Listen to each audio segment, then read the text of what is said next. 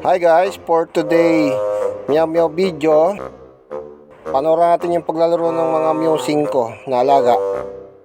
Yan guys, si Pukong niyaya niya si Lucky na maglaro ng kotse-kotse yan. Tinitignan niya muna. Ganun daw, siya na una. Kasi tignan niya si Lucky, pinunta niya muna. Siya na naglaro. Yan guys, ang galing Yan guys, pinapandar-andar ko yan. Kasi lumapit nila kay Ena. Dumasting na yung bully. Yung bully kong si Lucky. Kasi tignan niya muna, konting amoy-amoy. Mamaya guys, magiging hyper yan. Siya yung maglalaro, kawawa yung sakyan. Yan guys, pinandar ko ulit. Yan na, nakita niya. Ginawa niya ng football yung kotse. Kaya napunta dun sa corner. Kaya nalabas ko yun guys.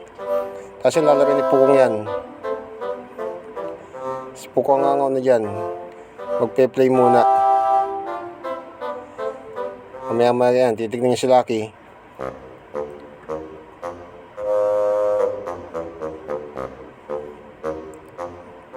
Pero guys, biglang lilitaw dyan si Lucky. Yan na guys, pinandar ko na. Yan, magsisimula na dyan si Lucky. Lucky maglaro. Ayan na guys, nasobra na. Grabe na yung Lucky. Tandaan lang Lucky.